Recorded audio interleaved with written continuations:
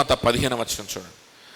వారు భోజనము చేసిన తర్వాత యేసు సీమోను పేతురుని చూచి, యోహాను కుమారుడైన సీమోను, వీరికంటే నీవు నన్ను ఎక్కువగా ప్రేమించున్నావా అని అడిగాడు.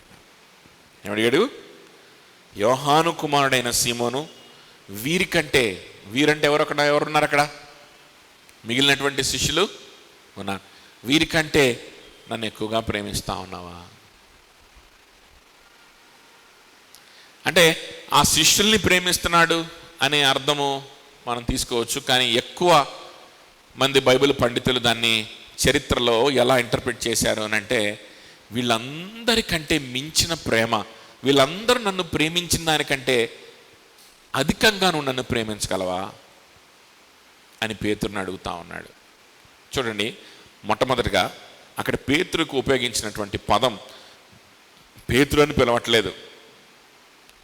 నిన్ను పేతురు అని పిలుస్తానని చెప్పింది ఎవరు? ప్రభువే. కానీ పేతురు అని పిలవట్లేదు, సీమోను బర్యోనా అని పిలుస్తున్నాడు. సీమోను యోహాను కుమారుడైన సీమోను అని పిలుస్తున్నాడు. అంటే ఈ సీమోను వాళ్ళ తండ్రి పేరు యోహాన్.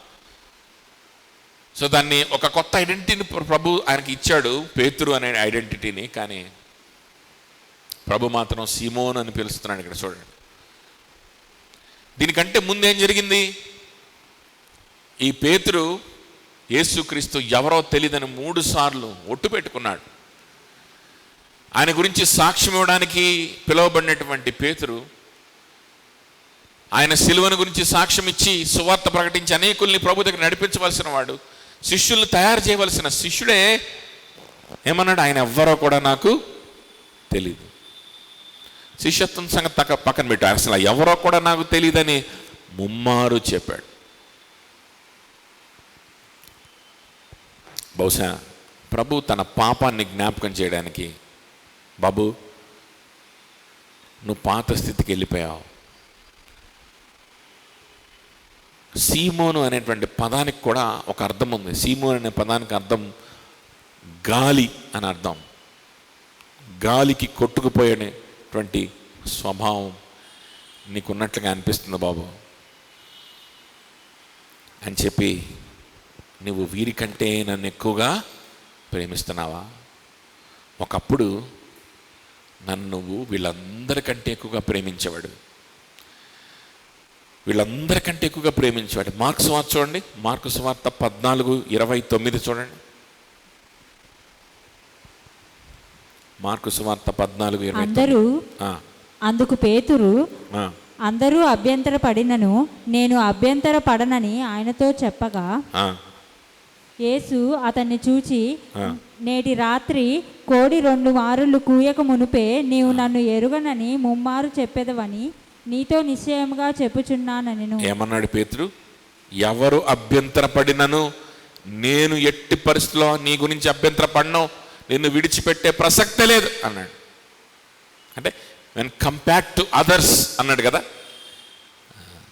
చూడండి, ఇది గర్వము అని తీసుకునేదానికంటే కూడా ఓవర్ కాన్ఫిడెన్స్ అని తీసుకోవచ్చు. గర్వం అనేది కూడా కొంతవరకు మనం తీసుకోవచ్చు. కానీ గర్వం అనేదానికంటే, ఓవర్ కాన్ఫిడెన్స్ అనేదానికంటే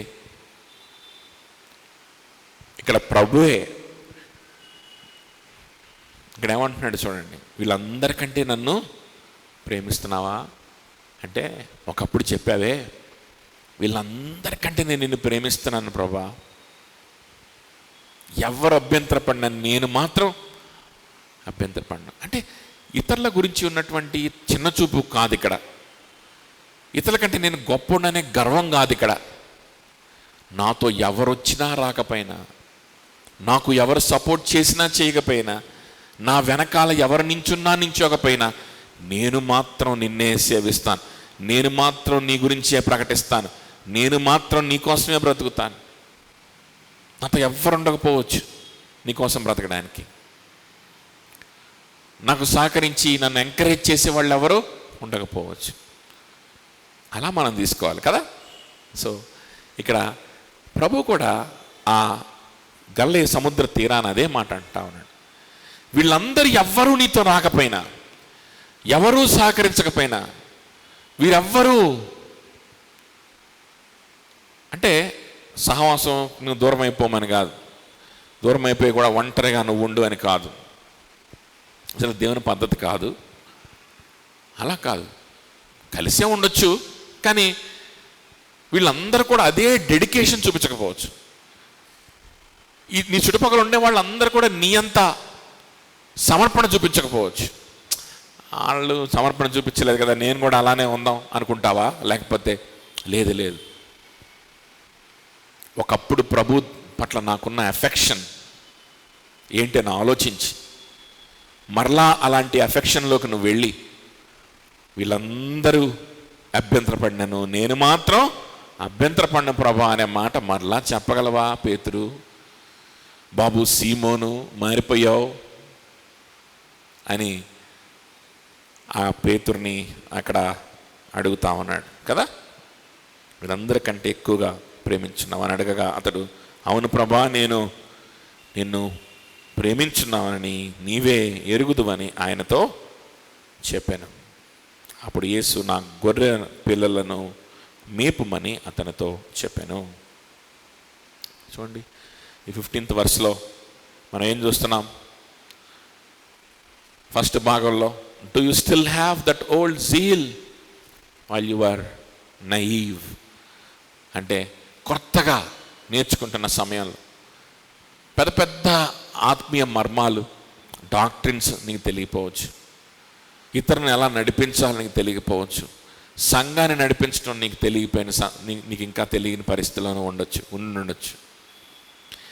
ఇంకా దేవుణ్ణి బెటర్గా ఎలా చూడాలి, ఇంకా దేవుణ్ణి ఘనంగా ఎలా చూడాలి, ఆయన్ని ఇంకా ఎలా ఎగ్జాల్ట్ చేయాలి,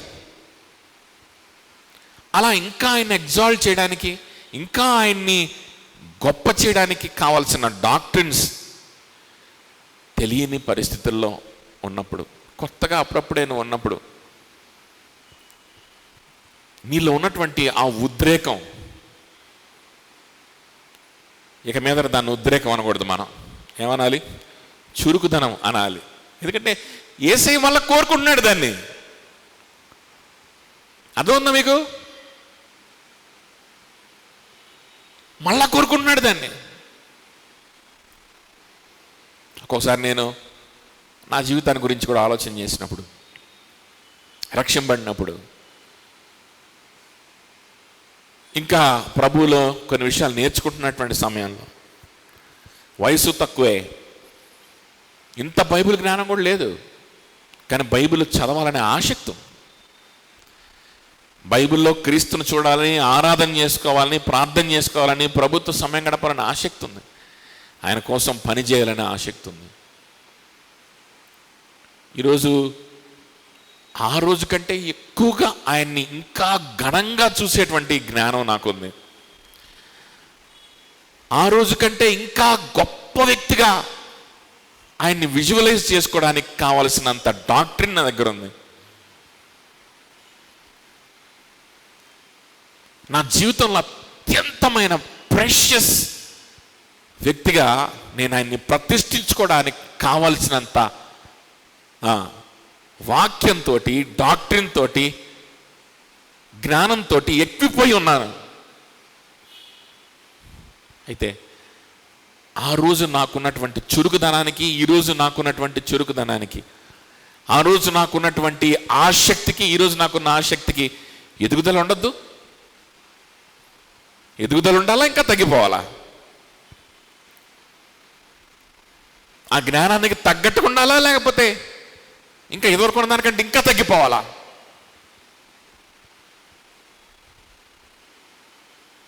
కొన్ని ఉద్రేకంలో చేశానేమో అనుకున్న పనులున్నాయి. సువార్త తెలుసు, వాక్యం ఎలా ఇంటర్ప్రిట్ చేయాలో తెలీదు, ఎలా ఎక్స్పోజిషన్ చేయాలో తెలీదు, గ్రీకు హీబ్రూలు తెలియవు, ఈ గ్రామర్ తెలీదు, కృపా సిద్ధాంతాలు తెలియవు, బ్యాప్టిస్ట్ కన్ఫెషన్ తెలియదు, ఏం తెలియవు ఆ రోజులు. ఒక పెంతెకోస్తు చర్చిలో ఒక సభ్యుడిగా ఉంటూ ఆసక్తితో పనిచేస్తూ ప్రార్థిస్తూ ప్రాకులాడినప్పుడు కొంతమంది రక్షింపడ్డారు. మీలో కొంతమంది అద్భుతాలు జరిగాయి మీ జీవితంలో. అది చూసినాక నిద్రపోయినటువంటి ఆసక్తితో ఆ రోజు ఉంటే, ఈరోజు ఇంత జ్ఞానం వచ్చిన తర్వాత ఇంకెంత ఆసక్తితో ఉండాలి, ఇంకెంత ఆసక్తితో ఉండాలి. ఒక్కోసారి అనుకునేవాడిని, కొన్నిసార్లు అనుకున్నాను, బా ఎంత జ్ఞానంలో ఉన్నాను ఇప్పుడు దాకా, అబ్బా ఏం తెలియదు, ఏందో బోధించేవాడిని, పిచ్చి పిచ్చిగా చెప్పేవాడిని. నిజమే, వాక్యాన్ని సరిగ్గా ఇంటర్ప్రిట్ చేయకుండా బోధించిన రోజులు ఉన్నాయి, సరిగ్గా అర్థం చేసుకోకుండా బోధించిన రోజులు ఉన్నాయి, చెప్పేవాళ్ళు లేక, సరైన రిసోర్సెస్ పుస్తకాలు మంచివి దొరక్క చెప్పిన రోజులు ఉన్నాయి, కాదనట్లేదు.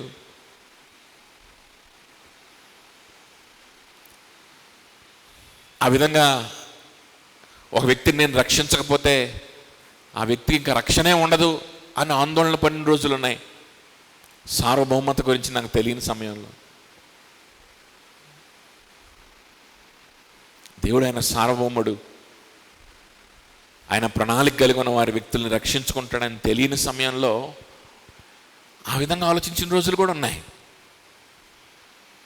కానీ ఏదైతేనే ఆ ఆసక్తి దేవుడు మళ్ళా కోరుకుంటున్నాడేమో అనిపిస్తుంది నాకు చాలాసార్లు.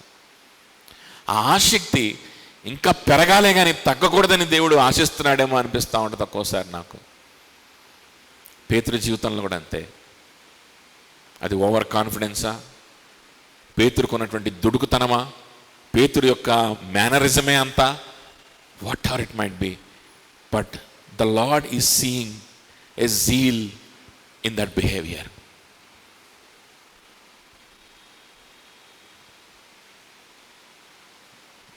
దేవుడైతే, తన దేవుడైతే ఆ బిహేవియర్లో కూడా ఆసక్తిని చూస్తూ ఉన్నాడు, ఆసక్తిని చూస్తూ ఉన్నాడు.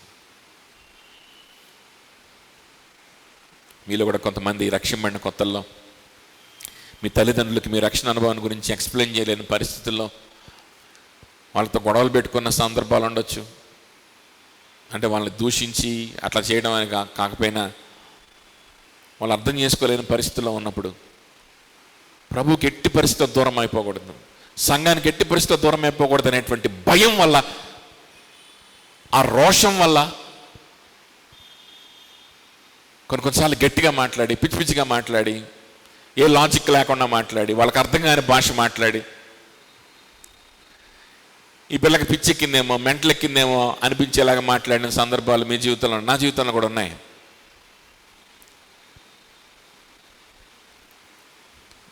ఈరోజైతే మన దగ్గర సక్రమంగా వివరించడానికి, మన జీవితంలో ఏం జరుగుతుందో చెప్పడానికి కావలసినంత జ్ఞానము, ఆ మాటలు, ఆ చాతుర్యము ఇవన్నీ మనకు వచ్చేసి ఉండొచ్చు ఇప్పుడు. కానీ ఆ రోజు ఉన్నటువంటి రోషం ఉందా ఈరోజు? ఆ రోజున్న భయం ఉందా ఈరోజు? ఒక్క ఆదివారం, ఒక్క కూడిక కూడా కాదు, నేను ఈ ఊర్లో ఉండకపోతే ఏదో ఒకటి చేస్తాను, ఇక్కడ ఉంటే ఎవడో ఒకరిని కలుస్తాను, ఎవరొకరి గురించి ఆలోచన చేస్తాను, ఈ వాతావరణం నుంచి నేను దూరం అయిపోతే ఏమైపోద్దో అనే భయంతో ఉన్న రోజులు.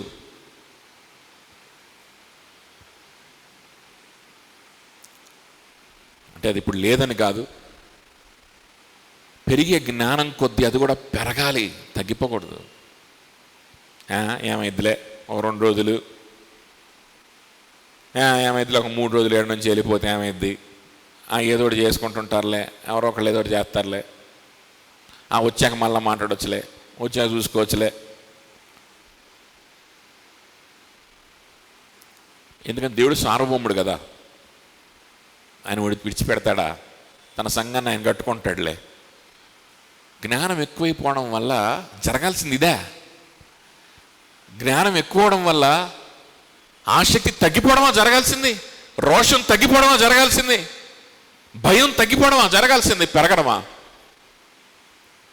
పేతురు దగ్గరికి వచ్చి ప్రభు అంటున్నాడు, పేతురు I see something good in your behaviour back then. అప్పుడు తిట్టాను, అప్పుడు నీ బలహీనతను జ్ఞాపకం చేశాను.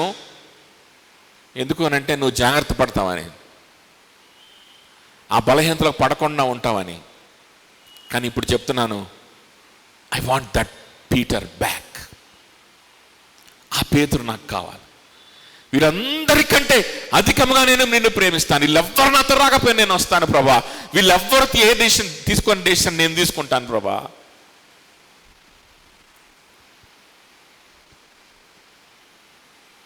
నాకు సహవాసం ఉంది చాలు.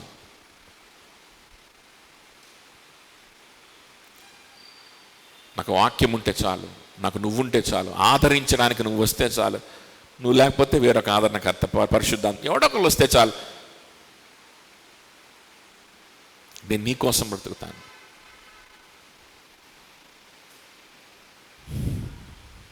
నేను ఒక్కడినేనా? ఇంకెవరైనా ఎట్ట డెసిషన్ తీసుకునే వాళ్ళు ఉన్నారా? నేను ఒక్కడిని ఇట్టెందుకు ఉండాలి, మిగిలిన వాళ్ళని అట్టెందుకు ఉండాలి? ఈ కూడా నేను ఆలోచించాను. నాతో ఎవరు వచ్చినా రాకపోయినా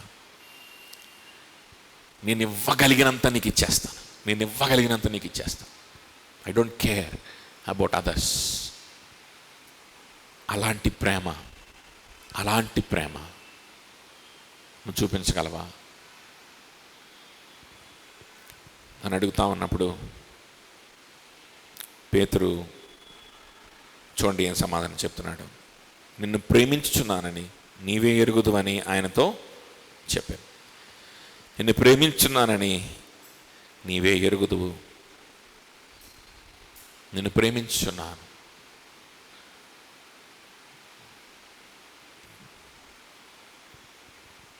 చూడండి, ఇక్కడ ప్రభు మాట్లాడేటువంటి ప్రేమ అనే పదానికి అలానే పేతురు యూజ్ చేసే ప్రేమ అనే పదానికి తేడా ఉంది.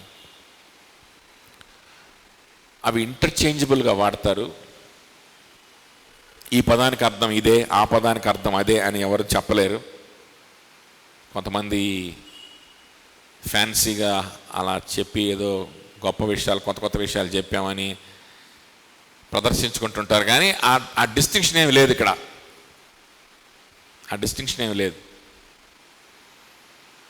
ప్రభు ఏమో అగాపాస్ అనేటువంటి, అంటే అగాపే అంటాం కదా, అగాపే అనేటువంటి పదాన్ని వాడాడు.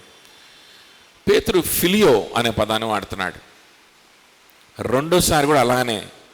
మూడోసారి ప్రభు కూడా ఫిలియో అనే పదాన్ని వాడతాడు. ప్రభు కూడా చూడండి, చాలామంది గ్రీక్ పండితులు వాళ్ళు చెప్పేటువంటి మాట ఏంటి అని అంటే, అగాపే అనంటే అది దేవుడు మన హృదయంలో పెట్టేటువంటి ప్రేమ, భయముతో భక్తితో కూడినటువంటి ప్రేమ, దేవుని గురించి తెలుసుకుంటూ ఆయన ఎవరో చూస్తూ చేసేటువంటి ప్రేమ.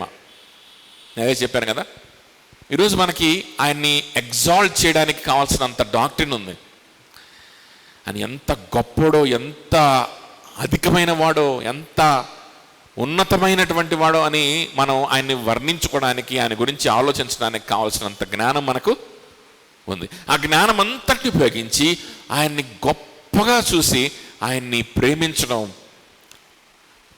ఆయనకి జీవితాన్ని సమర్పణ చేయాలని ఇష్టపడ్డాం, అది అగాపే. ఆయన గురించి తెలుసుకోవడం, ఆయనతో సంబంధం కలిగి ఉండడం, ఆయన్ని గొప్పగా చూడడం, ఆయనకి జీవితాన్ని హృదయాన్ని ఇచ్చేయడం, ఇవన్నీ కలిపితే అగాపే. అర్థమవుతుందా? అలానే పేతురు వాడినటువంటి మాట, ఆ తర్వాత ప్రభు కూడా వాడినటువంటి మాట, అంటే ఇది ప్రభు వాడాడు, ఇది పేతురు వాడాడు అని అట్లా మనం అనుకోకూడదు. ఎందుకంటే ఇద్దరు ఇంటర్చేంజబుల్గా వాడారు.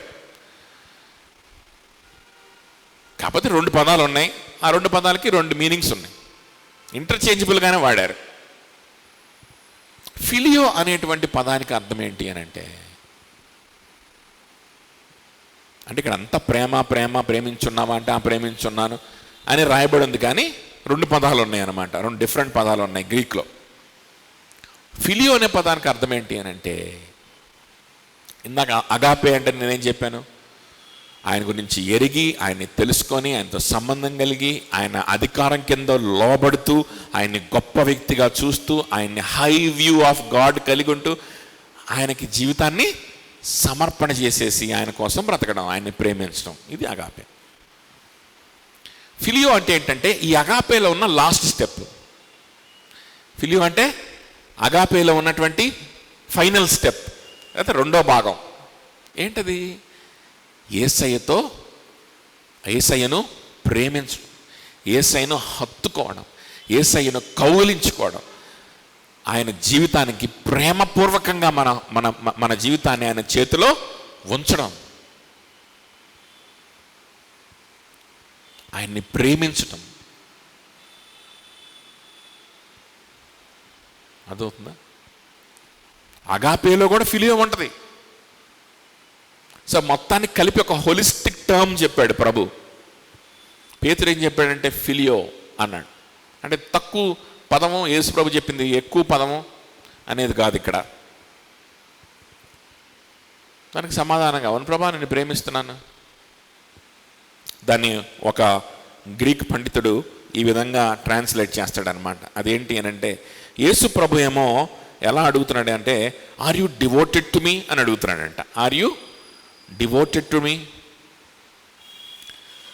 ఒక వ్యక్తికి డివోట్ అయిపోయి ఉన్నటువంటి వాళ్ళు ఎలా ఉంటారు? ఆ వ్యక్తిని కౌగిలించుకొని ఉంటారు, ఆ వ్యక్తిని అంటుకొని ఉంటారు, ఆ వ్యక్తిని ప్రేమిస్తారు, ఆ వ్యక్తి కోసం జీవితాన్ని ఇవ్వడానికి సిద్ధంగా ఉంటారు. అవునా? వాళ్ళ హృదయం అంతా ఆ వ్యక్తిని నింపుకొని, డివోషన్ అంటే అదే. సో ప్రభు ఏమడుగుతున్నాడు? Are you devoted to me అంటే డివోషన్లోనే అటాచ్మెంట్ ఉంది. పేతురు చెప్పిన సమాధానం ఏంటి అని అంటే ఫిలియో కదా, అంటే I am attached to you అన్నాడు. థర్డ్ టైం అడిగినప్పుడు ప్రభు కూడా are you really attached to me అని అడిగాడు. అప్పుడు పేతురు దుఃఖపడి, ప్రభా నీకే తెలుసు ప్రభా, నీకు తెలియదు ఏముంది, నన్ను పరీక్షించు కావాలంటే, నన్ను సరి చేసుకో కావాలంటే అన్నాడు. అటాచ్మెంట్, డివోషన్లో అటాచ్మెంట్ ఉంటుంది. అటాచ్మెంట్ లేని డివోషనే కాదు. ఫిలియో లేని అగాపేనే కాదు. అందుకని స్పెసిఫిక్గా పేతురుని అడుగుతున్నాడు. పేతురు కూడా స్పెసిఫిక్గా ఆన్సర్ చేశాడు, కానీ మూడోసారి తాను పరీక్షించుకునే పరిస్థితిలోకి వెళ్ళిపోయాడు. చూడండి ఏంటి ఫిలియో అని అంటే, దీన్ని ఇంకొక గ్రీక్ పండితుడు ట్రాన్స్లేటర్ ఈ విధంగా దానికి వ్యాఖ్యానం ఇచ్చాడు. అదేంటంటే tender mercies, tender mercies, tender love అన్నాడు. ఫిలియో అంటే టెండర్ లవ్. చిన్న విషయానికి కూడా కదిలింపబడేటువంటి మనసు. ఎవరి పట్ల అయితే మనం టెండర్ లవ్ కలిగి ఉంటామో ఆ వ్యక్తులలో కలిగేటువంటి చిన్న చిన్న దుఃఖాలు, వాళ్ళ కలిగే చిన్న చిన్న ఆలోచనలకు కూడా మనం ఏమవుతాం? వెంటనే స్పందిస్తాం కదా. ఎవరి పట్ల అయితే అలాంటి అఫెక్షన్ మనం కలిగి ఉంటామో వాళ్ళకి కలిగేటువంటి చిన్న చిన్న ఇబ్బందుల్లో కూడా మనం వెంటనే స్పందిస్తాం, లేకపోతే వాళ్ళకి మనం ఆ విధంగా స్పందిస్తాం. ప్రభు అలాంటి ప్రేమను తన బిడ్డల పట్ల కలిగి ఉండడానికి ఇష్టపడుతున్నాడని మనం యెర్మియా రాసినటువంటి విలాపవాక్యాలు చూసాం కదా కదా. టెండర్ లవ్ ఉంటుందంట ప్రభుకి. ప్రతి ఉదయం అది ఎట్లా వస్తుంటుంది? ఫ్రెష్గా వస్తుంది, ఫ్రెష్గా వస్తుంది. ఆ కనికరము కొత్తగా నూతనంగా పుట్టుతూ ఉంటుంది తన హృదయం. ఆ టెండర్ మర్సీస్ అంటే దాని అర్థం ఏంటంటే, నీ హృదయంలో జరిగేటువంటి చిన్న చిన్న దుఃఖాలను కూడా ఆయన లక్ష్య పెడతాడు, ఆయన ఆలోచిస్తాడు దాని గురించి. నీ హృదయంలో నీకు కలిగే చిన్న చిన్న అవమానాలు, చిన్న చిన్న దుఃఖాలు, నీకు కలిగేటువంటి చిన్న చిన్న వేదనలు కూడా ఆయన ఆలోచించేవాడు. ఒక్కోసారి దేవుడు నన్ను పట్టించుకోవట్లేదు అనిపించవచ్చు, కానీ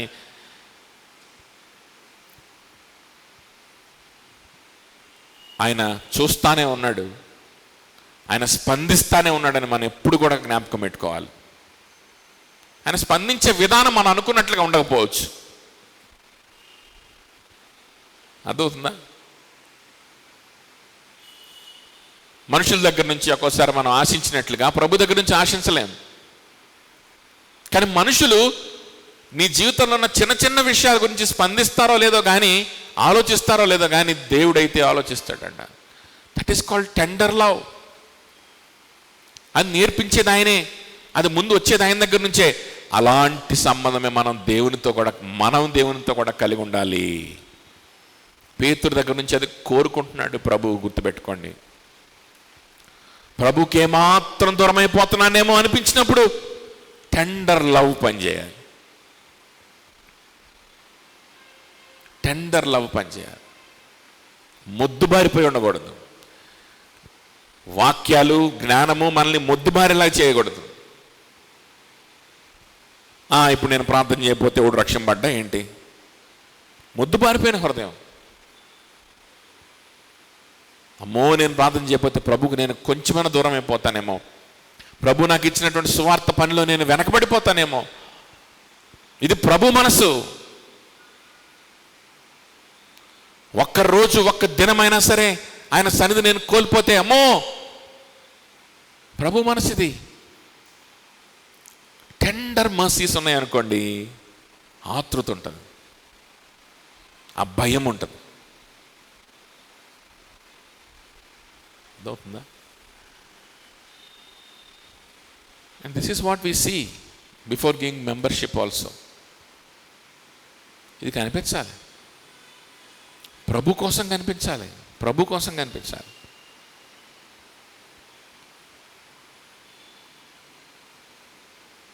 ఆసక్తి కనిపించాలి. చూడండి, కొలస్సీయులకు రాసిన పత్రిక 3వ అధ్యాయము 12వ వచనం చూడండి. కాగా దేవుని చేత ఏర్పరచబడిన వారును పరిశుద్ధులను ప్రియులైన వారికి తగినట్లు మీరు జాలిగల మనస్సును, దయాలత్వమును, వినయమును, సాత్వికమును, దీర్ఘశాంతమును ధరించుకొనుడి. ఫస్ట్ ఏంటి? జాలిగల మనస్సును, జాలిగల మనస్సును, నా జాలిగల మనస్సును, దయాళుత్వమును మీరు ధరించుకోండి. ఇది ముందు ఎప్పుడు వస్తుందంటే, ఈ జాలిగల మనసు నాటకాలు ఆడితే రాదు.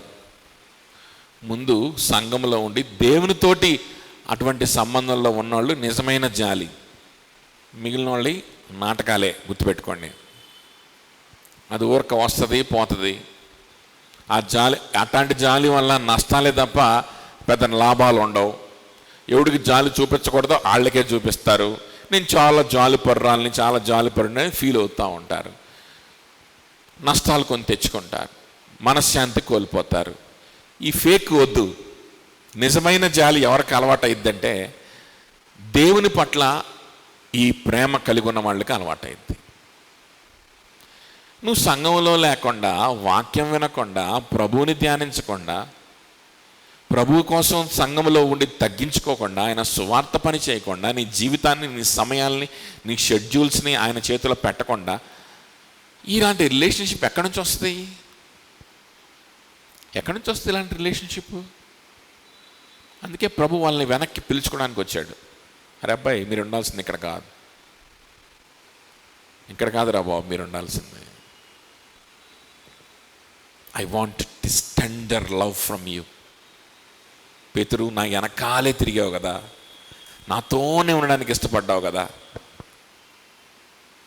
ఆ గెత్సెమనే తోటలో నన్ను పట్టుకోవడానికి వచ్చినప్పుడు కత్తి తీసుకొని నన్ను డిఫెండ్ చేయడానికి కూడా నేను ఇష్టపడ్డావు కదా. ఏమైపోయింది టెండర్ మర్సీస్? ఈ మృదువైనటువంటి ప్రేమ ఏమైపోయింది నీ జీవితంలో? ఎందుకు నా నుంచి దూరం అయిపోయావు? ఎందుకు దూరంగా ఉన్నావు? ఎందుకు ఏదో నీ ఇష్టమైనటువంటి కార్యాల్లో పడిపోయావు? This is what God wants from us. ఇది ముందు ప్రభు పట్ల ఉంటే తోటి సహోదరుల పట్ల కూడా ఉంటుంది. తోటి సహోదరుల పట్ల ఉంటే లోకం పట్ల కూడా ఉంటుంది. ఈ పైన నుంచి రావాలి. లేదు నాకు ఊర్లో వాళ్ళందరంటే నాకు చాలా జాలి, సంఘానికి మాత్రం రాను అని అంటే దానంత ఫేక్ జీవితం ఇంకోటి ఉండదు. చూడండి, tender mercies. Jesus is seeking for that past zeal from Peter.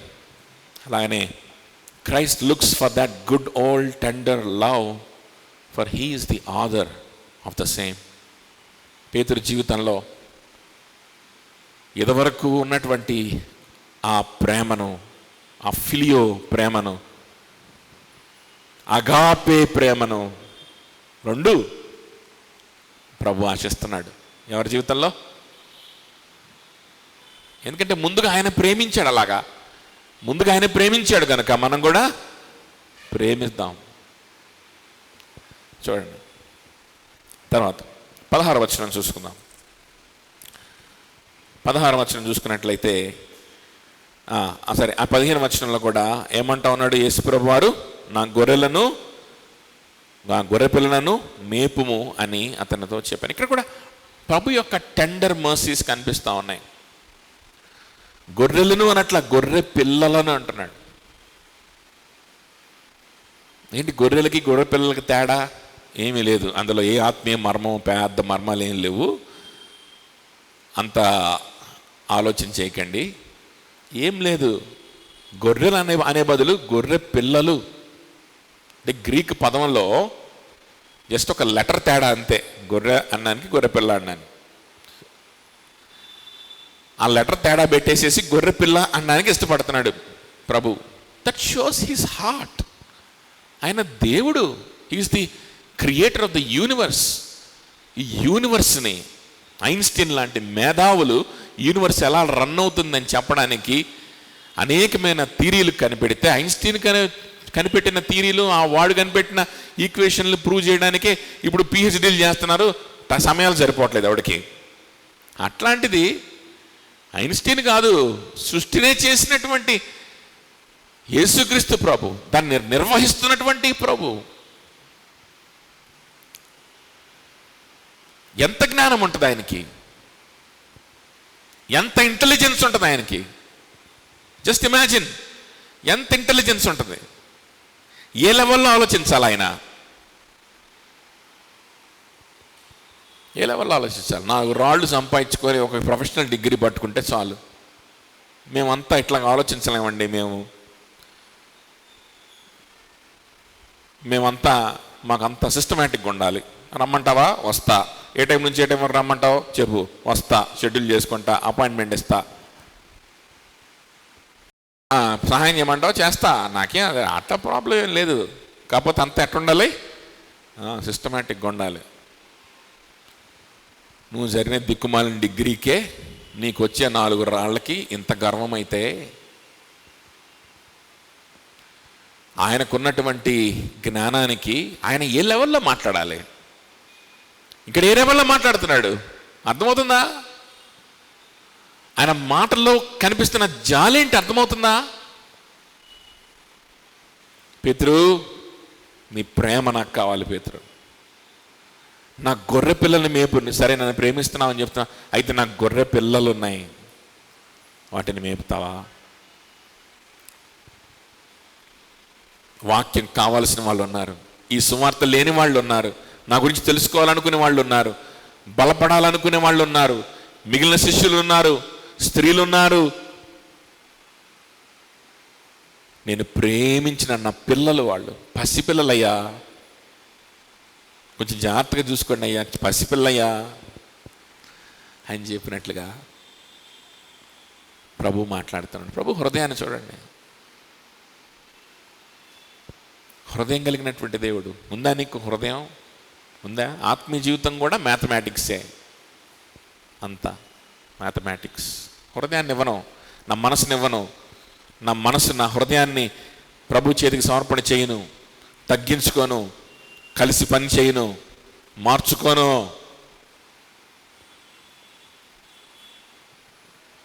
ఏ పని చెప్పినా చేస్తా, కాకపోతే నా పద్ధతులు నాకు ఉంటాయి, నా షెడ్యూల్స్ నాకు ఉంటాయి. చూడండి పేతురుతో ప్రభు ఎలా మాట్లాడుతూ ఉన్నాడు. Feed my lambs. 16వ వచనం చూడండి. మరలా ఆయన, యోహాను కుమారుడైన సీమోను, నన్ను ప్రేమించున్నావా అని రెండవసారి అతను అడగగా అతడు, అవును ప్రభా, నేను నిన్ను ప్రేమించున్నానని నీవే ఎరుగుదువని ఆయనతో చెప్పాను. అప్పుడు ఆయన, నా గొర్రెలను కాయుము అన్నాను. చూడండి, feed my lamb, tend my sheep, ఇవన్నీ కూడా సినానిమసే. ఇందులో పెద్ద మర్మాలు మనం ఎత్తుకోవాల్సిన పని లేదు. పేతురుకు సువార్త అందనటువంటి వారి గురించిన బాధ్యతనిస్తున్నాడు. పేతురుకు సువార్తలో కొంతమందిని పెంచి ప్రభు శిష్యులుగా తయారు చేసేటువంటి బాధ్యతనిస్తున్నాడు. ఈ రెండిట్లో కూడా మనం నేర్చుకోదగిన విషయం అదే. అంతకుమించి పెద్ద మర్మాలేమి తేడాలేం లేవు. ఆ బాధ్యతను ప్రభు పేతురుకి ఇస్తా ఉన్నాడు. సో మళ్ళా అదే మాట, అగాపే, నన్ను ప్రేమిస్తున్నావా పేతురు, ఫిలియో, ఖచ్చితంగా I'm attached to you, there is no doubt in it, I'm attached to you అని ప్రభుతో ఆ మాట అన్నాడు. మీకే తెలుసు, ఎస్ అన్నాడు కదా. ఎస్, ఫస్ట్ టైం ఏమన్నాడు? ఎస్. సెకండ్ టైం ఏమన్నాడు? ఎస్ అన్నాడు. ప్రభు ఆయనకి బాధ్యతను అప్పు చెప్తున్నాడు. చూసారా, love is the basic qualification to go ahead in doing truly good works. నిజమైన సత్క్రియలు చేయడానికి బేసిక్ క్వాలిఫికేషన్ ఏంటో తెలుసా? జ్ఞానం కాదు. బేసిక్ క్వాలిఫికేషన్ ఏంటో తెలుసా? డిసిప్లిన్ కాదు, నీ డిగ్రీలు కాదు, నీ చదువు కాదు, నీ ఇంటెలిజెన్స్ కాదు, ఇవేవి కూడా కాదు, నీ ట్రాక్ రికార్డు కాదు. బేసిక్ క్వాలిఫికేషన్ నిజమైన సత్క్రియలు చేయడానికి, నిజమైన కనికరం, నిజమైన ప్రేమ క్రియలు, నిజమైన కనికరంతో కూడిన క్రియలు, నిజమైనటువంటి సహోదర ప్రేమతో కూడిన క్రియలు, నిజమైన సత్క్రియలు, దేవుడు మెచ్చేటువంటి సత్క్రియలు, నిజంగా సమాజానికి ఉపయోగపడేటువంటి క్రియలు చేసేవాళ్ళగా మొట్టమొదట ఉండాల్సినటువంటి లక్షణం ఏంటి అని అంటే ప్రేమ. ఏంటది? ప్రభు పట్ల ప్రేమ. మళ్ళీ ఊళ్ళో వాళ్ళ పట్ల, దేశం పట్ల, ప్రపంచం పట్ల అనుకునేరు. మీకు దండం. అర్థమవుతుందా? కొంతమందికి బుర్ర పని చేయట్లా, ఏం చెప్పినవి ఏమి కూడా ఎక్కట్లేదు. అది ఏదో దురాత్మన్నా అవ్వాలి, లేకపోతే సైకాట్రిక్ ప్రాబ్లం అన్నా అవ్వాలి, లేకపోతే విపరీతమైన గర్వం అన్నా అవ్వాలి. ఈ వాక్యాన్ని డిస్కస్ చేయండి. అందుకని ఇతరులతోటి అందరికి అర్థమవుతుంది, అందరూ ఒకలాగా చెప్తున్నారు, నాకు మాత్రం ఏందేందేందేందో అర్థమవుతుంది అని అనిపిస్తే కనుక ఈ better meet a psychiatrist or get rid of the evil spirit or get rid of your pride. ఈ మూడే ఆప్షన్స్. జాగ్రత్తగా వినండి, జాగ్రత్తగా అర్థం చేసుకోండి. ప్రేమ, ప్రభు పట్ల ప్రేమ నీకుంటే that is the qualification for you to go ahead with the good works. అది ఇతరులకు సువార్త చెప్పడం కావచ్చు, సంఘంలో ఒక సభ్యత్వం కలిగి ఉండడం కావచ్చు, ఇతరులకు ఆత్మీయంగా సేవ చేయడం కావచ్చు, వాట్ ఎవర్.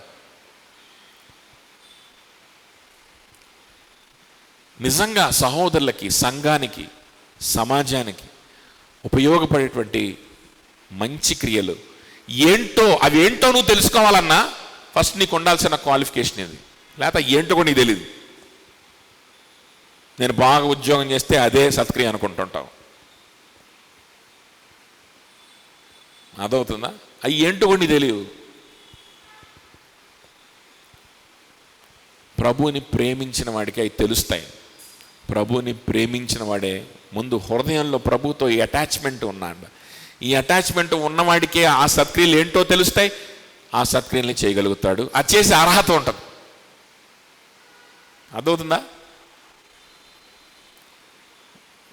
సో ఆ సమాధానం పేతురు దగ్గర నుంచి వచ్చిన తర్వాత, అవునా అయితే ఇదిగో ఈ పని చేయి, సువార్త చెప్పు, శిష్యులుగా తయారు చేయి, బలపరచు. చూడండి 17. మూడోసారి ఆయన యోహాను కుమారుడైన సీమోను నన్ను ప్రేమించున్నావా అని అతన్ని అడిగాను.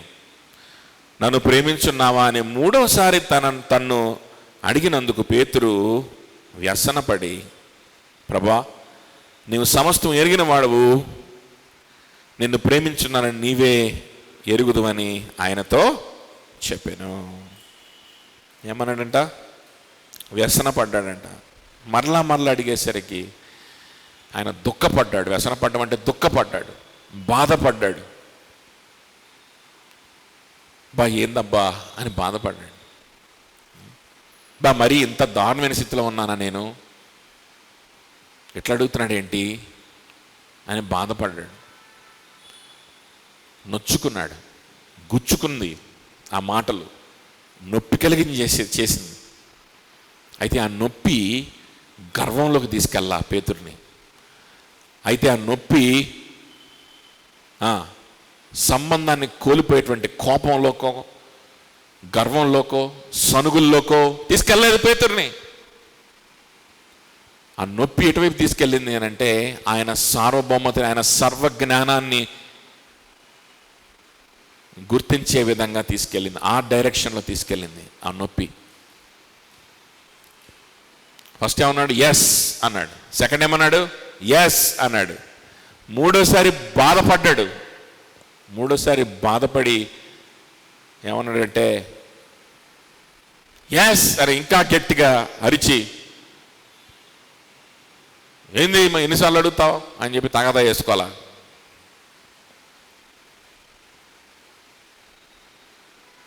ఏంది నీకు అనుమానమా?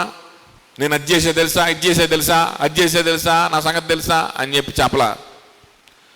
దుఃఖపడిపోయి నువ్వు నన్ను అనుమానిస్తున్నావు, నేను బాగానే ఉన్నా అని చెప్పి ఆడవలా. తెలిసాడా?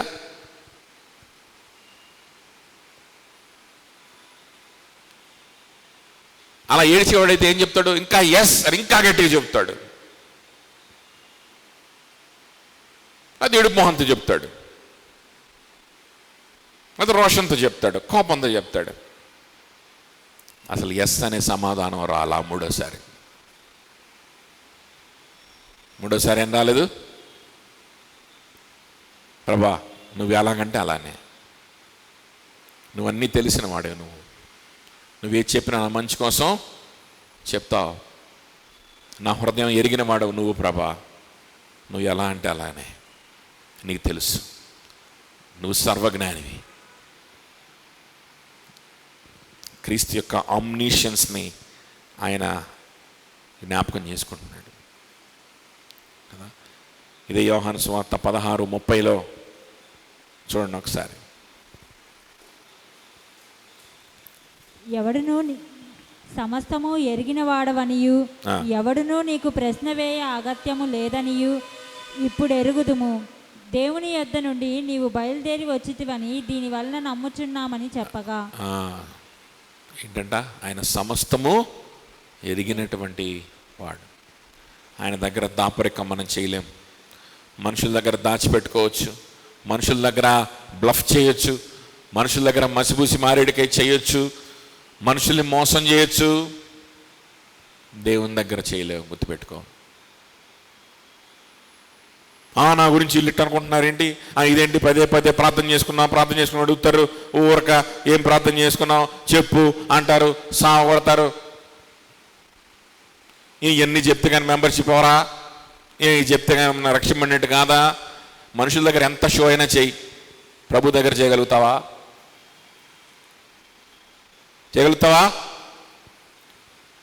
మనుషుల దగ్గర ఎంత వ్యసనపడు, రోషం తెచ్చుకో, కోపం తెచ్చుకో, దూరం పెట్టు. దేవుణ్ణి ఏం చేస్తావు? దేవునికి తెలియదు అనుకుంటున్నావా? నీ మనసు దేవునికి తెలీదా? నీ ప్రార్థన ఏంటో దేవునికి తెలీదా? నీ మనసు ఎక్కడుందో? నీ హృదయాలు ఎన్ని విగ్రహాలు ఉన్నాయో? నువ్వు దేని గురించి ఆలోచిస్తున్నావో? నీ చింత అంతా దేని మీద ఉందో ప్రభుకు తెలీదా? Can you hide it from him? పశ్చాత్తాపడి సహోదరుల దగ్గర కూడా ఒప్పుకొని జీవితాన్ని, హృదయాన్ని కుమ్మరించుకొని సరి చేసుకుంటే బాగుంటుంది కదా.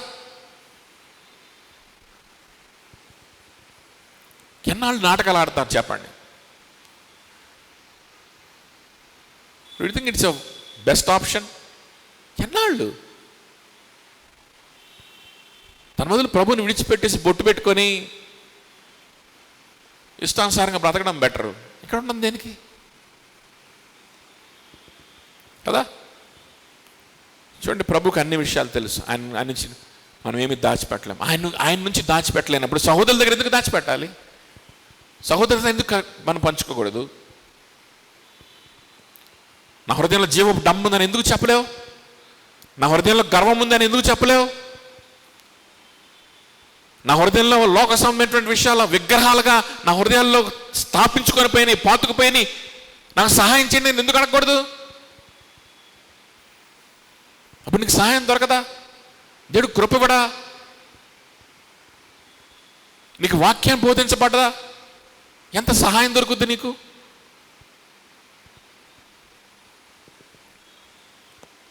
చూడండి, ఎస్ ఎస్ అని చెప్పాను. మూడోసారి ఎస్ లేదు, మూడోసారి అఫర్మేటివ్ లేదు, అఫర్మేటివ్ లేదు, నో అఫర్మేటివ్.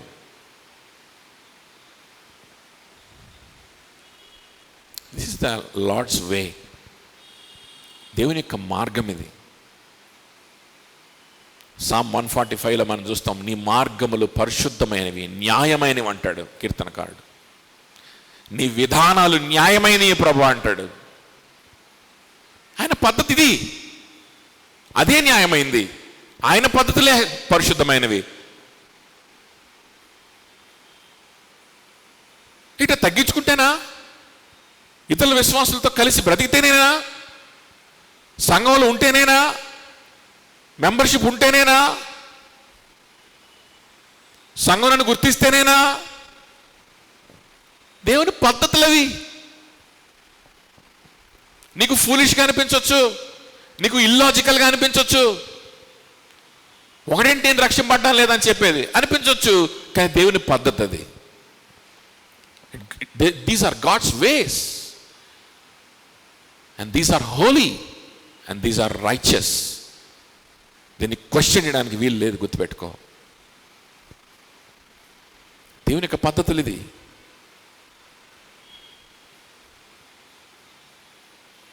ప్రభు వచ్చి ఆ పేతురుని ఆ విధంగా పొడుస్తూ ఉన్నాడు. దేవుని మార్గాలు అవి, దేవుని పద్ధతులు అట్లానే ఉంటాయి. ఈరోజు వాక్యం ద్వారా పొడుస్తాడు, సహోదరుల ద్వారా పొడుస్తాడు, సంఘం ద్వారా పొడుస్తాడు. నీ ఆత్మీయ జీవితాన్ని గురించి నేను ప్రశ్నిస్తాడు దేవుడు. నువ్వు దాన్ని కన్స్ట్రక్టివ్గా ఉపయోగించుకోవడానికి సిద్ధంగా ఉన్నావా, లేకపోతే గర్వంతో వ్యసనపడుతూ అఫర్మేటివ్స్లోనే ఉంటావా?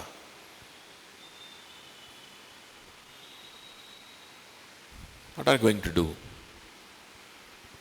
ఒకవేళ అలా ఉంటే కనుక నువ్వు నరకానికి వెళ్తున్నావు. విశ్వాసవి కాదు కాదు కాదు. విశ్వాసం అయితే ఒకసారి అడిగితే చెప్పడేమో, రెండోసారి అడిగి చెప్పడేమో, మూడోసారి కన్నా మూడోసారి కన్నా చెప్తాడు, పంచుకుంటాడు, ఒప్పుకుంటాడు, సరి చేసుకుంటాడు, పశ్చాత్తాపడతాడు. అది అందరికి కనిపిస్తుంది.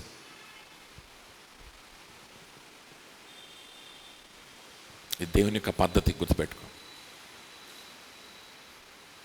మాథ్యూ హెన్రీ గారు రాసిన కమెంటరీ నేను చదువుతా ఉంటే ఈ వాక్యానికి సంబంధించి అది ఫ్రేమ్ కట్టించి ఆయన పెట్టుకుంటే బెటర్ అనిపించింది నాకు. అంత గొప్ప మాటలు ఆయన రాశాడు ఆయన కమెంటరీలో. చాలా గొప్ప విషయాలు రాశాడు. నేను చదువుతాను, దాన్ని కాపీ చేసుకుందాం అనుకుని మర్చిపోయాను. చూడండి,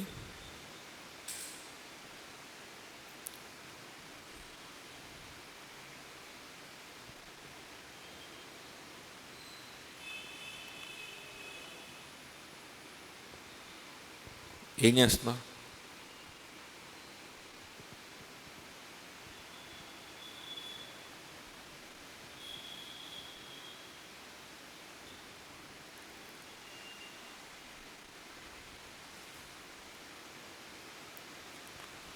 ఎస్, చూడండి ఇందులో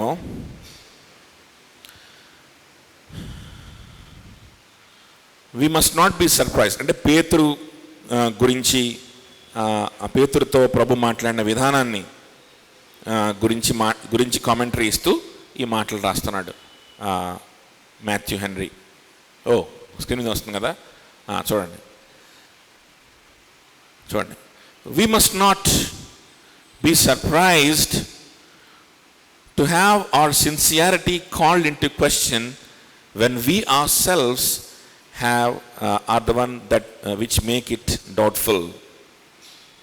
చూసారా ఏంటంట? we must not be surprised. మన సిన్సియారిటీని గురించి మనమే డౌట్స్ క్రియేట్ చేసినప్పుడు ఆ ప్రశ్న అడగబడతా ఉన్నప్పుడు మనం ఏమైపోకూడదు? సర్ప్రైజ్ అవ్వకూడదు.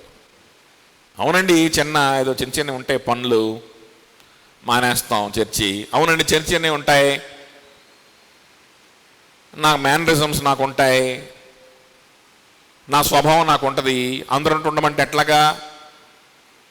అవును, కొంచెం గర్వం ఉంది, కాదనట్లేదు, అట్లా అని చెప్పి ఇక ఊరికి నన్ను అడుగుతూనే ఉంటారా అని అనడానికి వీలు లేదు. Your sincerity will be called in to question. ఇంకో గొప్ప సంగతి దాని తర్వాత రాస్తూ ఉంటాడు, చూడండి. This is the wonderful thing. మీరు every remembrance of past sins, even pardoned sins, renews the sorrow of a true penitent. Penitent అంటే నిజమైన పశ్చాత్తాపంతో విరిగి నలిగిన హృదయంతో ఉన్న వ్యక్తి అని అర్థం. అర్థమవుతుందా? నిజమైన దైవ చిత్తానుసారమైన దుఃఖం ఉంటుంది. నిజమైన పశ్చాత్తాపంతో ఉన్న వ్యక్తికి ఏముంటుంది? ఈ పశ్చాత్తాపం అనేది ఏదో పెద్ద పాపం చేస్తే వచ్చేది కాదు, నీ స్వభావాన్ని బట్టి వచ్చేది. మనం అందరం పాప స్వభావం కలిగి ఉన్న వాళ్ళమే కాబట్టి ఆ స్వభావాన్ని బట్టి ఎల్లప్పుడూ మనలో ఉండవలసినటువంటి లక్షణం అన్నమాట ఏంటిది? పెనిటెన్స్, రిపెంటెన్స్. ప్రభు దగ్గర విరిగి నలిగిన హృదయం కలిగి ఉండాలి మనం. ఎప్పుడు ఉండాలి? ఏదో పాపం చేసినప్పుడు కాదు, ప్రతిరోజు. అలా నిజమైన విశ్వాసము, నిజమైనటువంటి రిపెంటెన్స్ అంటే ఏంటో తెలుసుకొని ప్రతిదినము తన హృదయంలో దైవ చిత్తానుసారమైన దుఃఖాన్ని కలిగి ఉండేటువంటి నిజమైన విశ్వాసి, ఏ ట్రూ పెనిటెంట్. నువ్వు ఆ నిజమైన విశ్వాసి అయితే every remembrance of past sins, even pardoned sins will renew the godly sorrow and it will lead you to salvation. నీ రక్షణలో ఇంకా నువ్వు దాన్ని కొనసాగించుకోవడానికి, రక్షణలో ఇంకా నువ్వు ముందుకెళ్ళడానికి, పరిశుద్ధపరచబడ్డానికి, దేవునికి దగ్గర అవ్వడానికి, నాకు ప్రార్థన చేసుకో బుద్ధి కావట్లేదు, నాకు మనసు పోయింది, నాకు మొద్దు మారిపోయింది, ఇట్లాంటి కహానీలు చెప్పేది ఎవరు అని అంటే ఇదిగో ఈ అలవాటు లేని వాళ్ళే, గతాన్ని మర్చిపోయిన వాళ్ళు. ఈవెన్ పార్డన్డ్ సిన్స్, దేవుని దగ్గరికి ఎప్పుడో దాని గురించి నువ్వు పశ్చాత్తాపడి ఉండొచ్చు, దాని నుంచి నిన్ను ప్రభు బయటికి తీసుకొచ్చి ఉండొచ్చు, ప్రభు క్షమించేసి ఉండొచ్చు, ప్రభు నిన్ను క్షమించేసిన నిశ్చయత నీకు ఉండొచ్చు. మళ్ళా వెళ్ళిపోయి మళ్ళా ప్రభు నన్ను క్షమించయ్యా అని చెప్పి అడగమని చెప్పట్లేదు ఇక్కడ. జ్ఞాపకం చేసుకో, అదే స్వభావం ఇంకా నాలో కంటిన్యూ అవుతుంది, అదే పాపం మళ్ళా చేయడానికి నాకు అవకాశం ఉంది అని జ్ఞాపకం లేకపోతే నిజమైన రిపెంటెన్స్ ఉండదు నీ జీవితంలో. నిజమైన రిపెంటెన్స్ ఉండదు. అందుకే గతాన్ని మర్చిపోయిన వాళ్ళని విశ్వాసులను నమ్మలేం. గతాన్ని పూర్తిగా మర్చిపోయినట్లుగా బిహేవ్ చేసే వాళ్ళని, విశ్వాసులని మనం ఎట్టి పరిస్థితుల్లో నమ్మలేం. గుర్తుపెట్టుకోండి. ప్రభు రక్షించుకొని ఉండొచ్చు, క్షమించుకొని ఉండొచ్చు, పరిశుద్ధపరిచేసి ఉండొచ్చు, సొల్యూషన్ ఇచ్చి ఉండొచ్చు, కానీ మళ్ళా నేను ఆ పని చేయడానికి అవకాశం ఉందని మర్చిపోయి నేను చాలా భక్తుడిని అయిపోయాను, భక్తురాలని అయిపోయానని ఆలోచన చేసేటువంటి వ్యక్తిని ఎట్టి పరిస్థితుల్లో విశ్వాసి అని మనం నమ్మలేం. దాన్ని జ్ఞాపకం చేస్తే చిరాకు పడే వాళ్ళని, అరే నీకు ఇలాంటి స్వభావం ఉంది జాగ్రత్త అని చెప్తే నొచ్చుకుని మనుషులు దూరం చేసుకునే వాళ్ళని, సహవాసానికి దూరం అయిపోయే వాళ్ళని, నీకు ఈ స్వభావం ఉంది జాగ్రత్త అని చెప్తే సరి చేసుకోకుండా రోషపడే వాళ్ళని, దుఃఖపడే వాళ్ళని, ఇంకా అఫర్మేటివ్స్లోనే ఉండే వాళ్ళ విశ్వాసులు కాదు. అది విశ్వాసుల లక్షణం కాదు. ప్రవర్తిస్తాడే విశ్వాసి కూడా, కానీ ఒకసారి 2 సార్లు.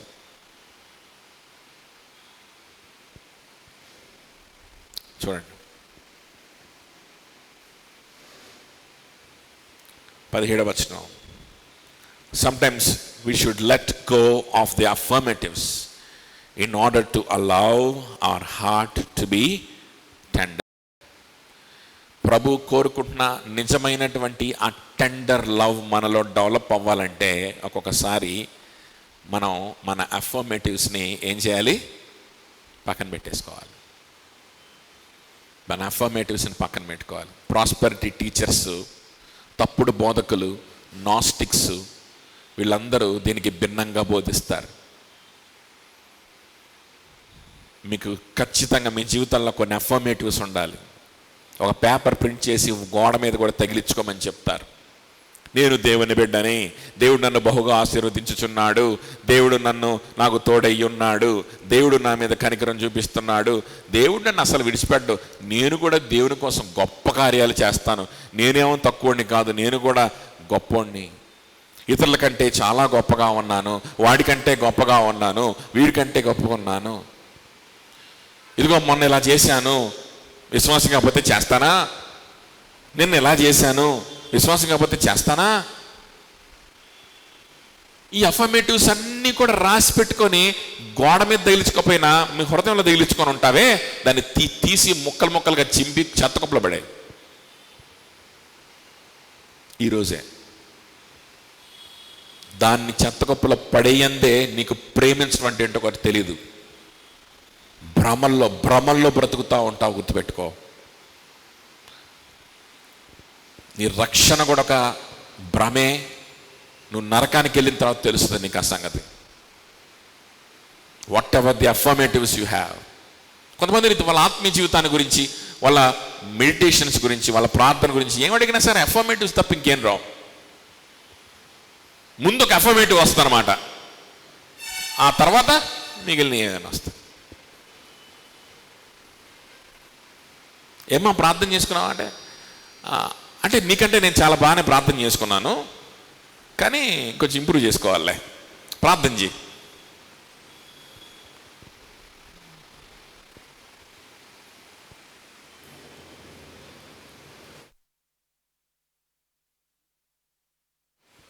Because you are going to hell with all your affirmatives. ప్రభు కోరుకునేటువంటి ఆ టెండర్ లవ్ నీ జీవితంలో ఎప్పటికీ రాదు. నీకు ఎప్పటికీ అర్థం కూడా కాదు ఆ ప్రేమ అంటే ఏంటో. ప్రభు ఏ ప్రేమను కోరుకుంటున్నాడో నీకు అర్థం కూడా కాదు. ప్రభు నీ పట్ల ఏం ప్రేమ చూపించాడో సిలువ గురించి కూడా నీకు అర్థం కాదు. అర్థం కాలేదు కాబట్టి నువ్వు ఆ ప్రేమను కలిగి ఉండలేవు. చూసారా, sometimes we should let go of the affirmatives. పేతురు అక్కడ అఫర్మేటివ్స్ని వదిలేస్తా ఉన్నాడు. వదిలేసి, ప్రభా నువ్వు సమస్తం ఎరిగిన వాడివి, నీకే తెలుసు, నువ్వే చెప్పు ప్రభా, నువ్వే పరిశీలించు, ఒకవేళ ఆ ప్రేమ లేకపోతే పుట్టించు ప్రభా, ఇంకంతకంటే నేనేం చేయగలను, ఆ ప్రేమ నాలో కలగకపోతే నీ మీద ఆధారపడుతున్నాను ప్రభా, నాకు కలిగించు, నీతో ఉంటాను, నీ పనిలోనే ఉంటాను, నిన్ను విడిచిపెట్టను, నన్ను సరిచేయి ప్రభా, నన్ను సరిచేయి. వీళ్ళందరికంటే ఎక్కువగా ప్రేమించాలని అడిగావు, కానీ మేబీ వీళ్ళందరికంటే నీచుని నేనే కావచ్చు, వీళ్ళందరికంటే తక్కువ ప్రేమ ఉన్నవాడిని నేనే కావచ్చు. అది కేవలం నీ ఎక్స్పెక్టేషనే కావచ్చు. What can I do? Help me. That's all I can ask. Search me. I no longer want to cling to my affirmatives. విరిగి నలిగిన హృదయంతో ప్రభు దగ్గర, ప్రభుకే తన హృదయాన్ని వదిలేస్తూ ఉన్నాడు. ప్రభుకే తన గురించినటువంటి విషయాన్ని వదిలేస్తూ ఉన్నాడు. ఇదంతా అయిపోయిన తర్వాత, పేతురు హృదయం ఆ విధంగా ట్రాన్స్ఫార్మ్ అయిన తర్వాత, పేతురుని ఒక ట్రాక్లోకి లాక్కొని వచ్చిన తర్వాత, చూడండి ఎంత వెంటనే జరిగిందో, లేకపోతే ఒక గంట తర్వాత చిన్నగా మాటల్లో జరిగిందో మనకు తెలియదు. కానీ మొత్తానికైతే 3 సార్లు అడిగాడు. 3 సార్లు అడిగాడు. పేతురు హృదయము బద్దలు చేశాడు దేవుడు. పేతురు హృదయము మొద్దు మారిపోయి, గర్వంతో నింపబడి, ఓవర్ కాన్ఫిడెన్స్తో నింపబడి, అఫర్మేటివ్స్ తోటి నింపబడిన దాన్ని చిన్నాభిన్నం చేశాడు. ప్రభు సన్నిధిలో సాగిలపడేలా చేసుకున్నాడు. ఆయన సార్వభౌమత ఎదుట దుఃఖముతోటి సాగిలపడేలా చేసుకున్నాడు. చూసా, కావాలని సీమోను, నేను ఎవరో తెలియదు అన్నావుగా, మరి నేను పెట్టిన పేరు మాత్రం నీకెందుకు సీమోను అంటే, yes, it was useful for Peter.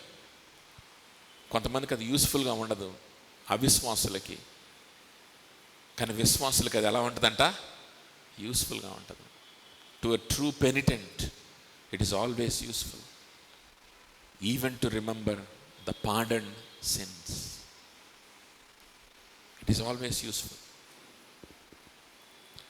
ఇదంతా అయిపోయిన తర్వాత పేతురుతోటి ఒక ప్రవచనం చెప్పి, ఆ తర్వాత ఆయనకు ఒక కమిషన్ చెప్తున్నాడు. ఇది 18 and 19 వర్సెస్లో మనం చూస్తాం. A prophecy and a commission. A prophecy and a commission. So దీని గురించి 18-19 వర్సెస్లో మనం చూడగలుగుతాం. చూడండి, ఎవరిది ఇది సెల్? ఛార్జ్ లేదు, ఏమీ లేదు. ఆడ పెడితే ఏం ఉపయోగం? లేదని తెలిసినప్పుడు ఎందుకు వేరే వాళ్ళు దాంట్లో పెట్టచ్చు కదా.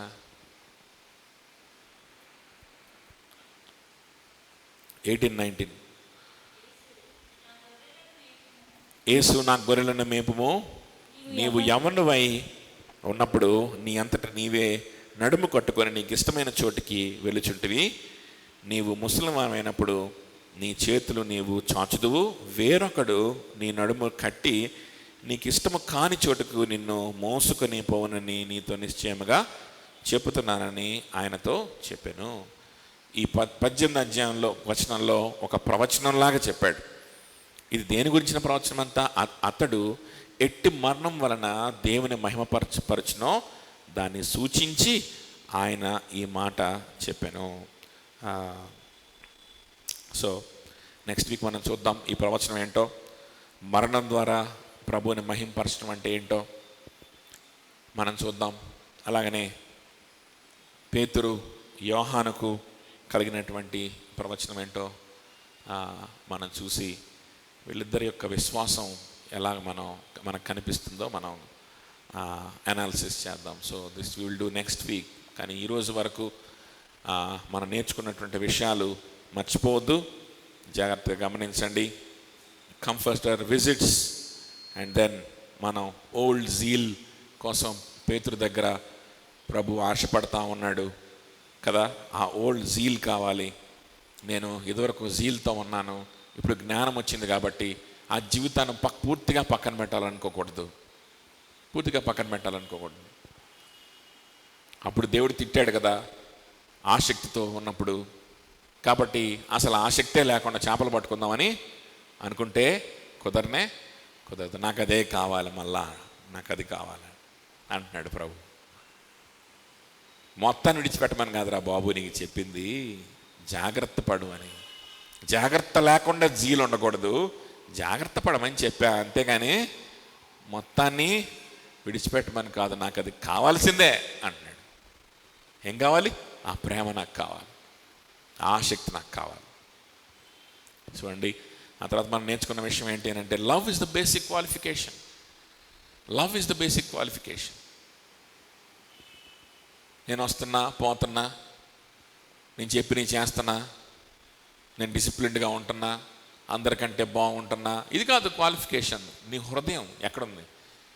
ప్రభు వైపు ఉందా? ప్రభుని ప్రేమించిన వారే నిజమైన విశ్వాసి. సంఘంలో సభ్యుడిగా ఉండాలన్నా, పరిచర్య చేయాలన్నా, దేవుని కోసం ఏ పని చేయాలన్నా, ఏ సత్క్రియ చేయాలన్నా, love is the basic qualification. That is what we see here in this church too. You see love in your heart first. దేవుని పట్ల ప్రేమ చూస్తాం, తర్వాతే ఏదైనా. Sometimes we should let go of our affirmatives in order to allow our heart to be tender. ప్రభు ఆశించినటువంటి ఈ tenderness మన జీవితంలో ఉండాలి అని అంటే మనం ఏం చేయాలి? మనము మన అఫర్మేటివ్స్ని ఎస్ అని చెప్పేదాన్ని కాస్త ఆపాలి. నేను ఇది అని తీసేసేయాలి. ప్రభా నీకే తెలుసు, నన్ను హెచ్చరించు. సహోదరుల ద్వారా హెచ్చరిస్తావా? నేను సిద్ధమే. వాక్యం ద్వారా హెచ్చరిస్తావా? సిద్ధమే. సంఘం ద్వారా హెచ్చరించడానికే నాకు ఈ సంఘాన్ని ఇచ్చావు, నేను సిద్ధమే. నేను పంచుకుంటాను, నేను మాట్లాడతాను, నా బలహీనతల గురించి డిస్కస్ చేస్తాను, నేను మర్చిపోను, నా పాప స్వభావాన్ని నేను మర్చిపోను. ప్రార్థన చేసుకుందాం. అందరు లేచిన లెట్స్ ఆల్ స్టాండ్ అప్.